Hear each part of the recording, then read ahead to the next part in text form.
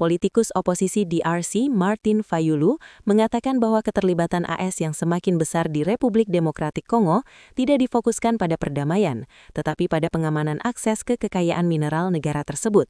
Menurut politisi itu, kekuatan global berfokus pada upaya untuk menstabilkan negara-negara demi mengamankan bahan mentah untuk menopang ekonomi mereka sendiri, dan sumber daya DRC telah menjadi pusat dari upaya tersebut. Rocky Kongolo, anggota partai penguasa UDPS, menganggap keterlibatan AS sebagai bagian dari strategi yang lebih luas oleh pemerintah Kongo untuk menarik mitra global. Qui cherchent le partenaire partout au monde. Il n'y a pas seulement les États-Unis qui sont nos partenaires privilégiés, mais nous avons la Chine, nous avons tant de pays qui sont nos partenaires. Mais le choix des États-Unis, non seulement parce que les États-Unis sont une puissance mondiale, mais aussi parce que les États-Unis contiennent des capitaux. Raison pour laquelle la RDC qui a besoin du développement, la RDC qui a besoin de la paix, la RDC qui a besoin de la cohésion, a besoin d'un partenaire fiable qui peut venir investir en République démocratique du Congo et apporter également la paix.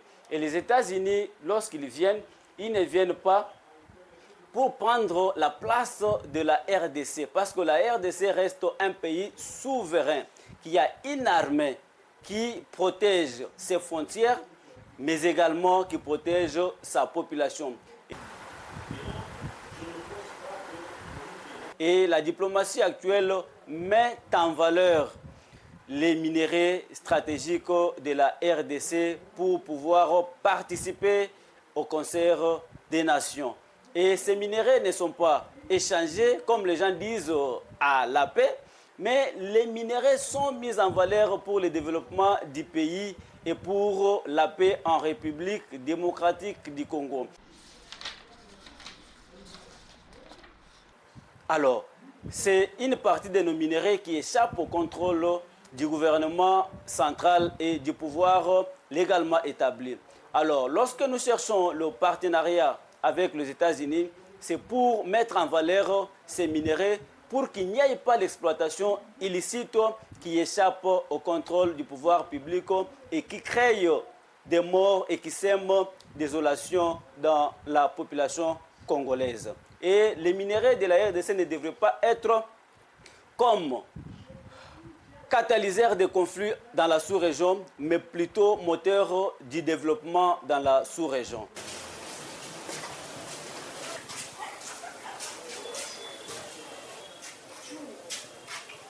Vous devez savoir que ce sont les États-Unis qui ont créé les décors de la guerre.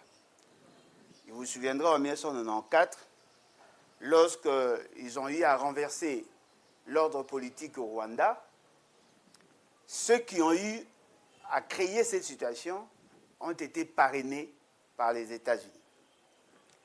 Et pendant que la partie est de la République démocratique du Congo était occupée, vous devez vous souvenir, ce sont les entreprises américaines qui gagnaient.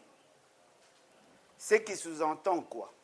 En temps de guerre, les États-Unis ont gagné, mais ils peuvent tout de même se poser la question, entre la situation de la guerre et la situation de la paix, quelle est la situation idéale?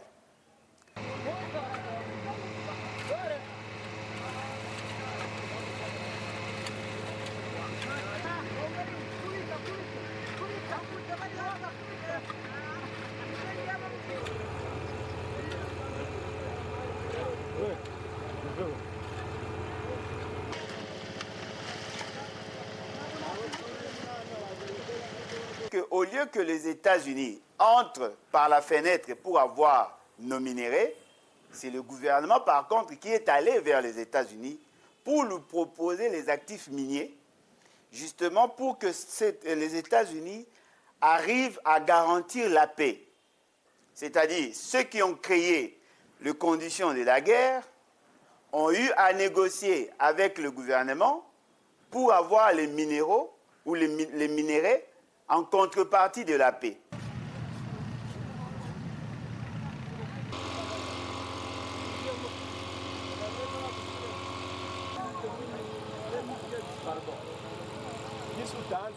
Alors, ils ont deux approches.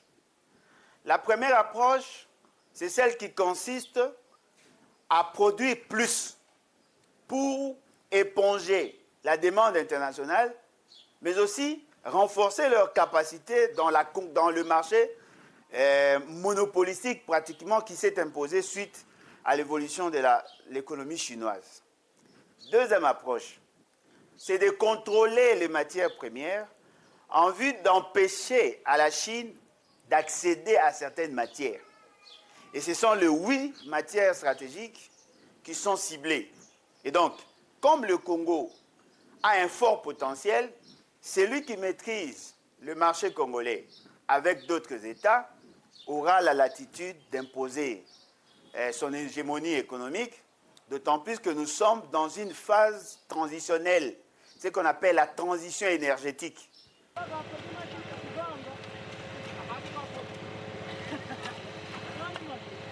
sévérité de la guerre qu'il y a dans notre pays, c'est justement parce qu'il y a plusieurs variantes, il y a plusieurs variables. Nous n'avons pas une seule raison. Nous avons dit ici, au-delà des aspects économiques, il y a les velléités expansionnistes, il y a une crise identitaire, il y a un problème de gouvernance, il y a un problème de porosité de nos frontières.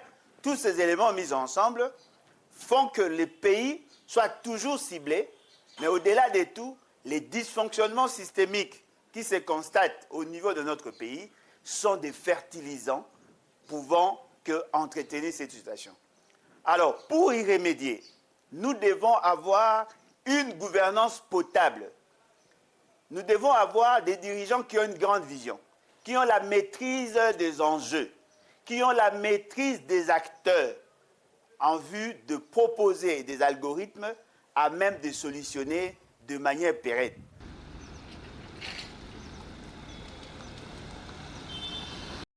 Jelajahi cara baru mendapatkan informasi. Download Metro TV Extend sekarang.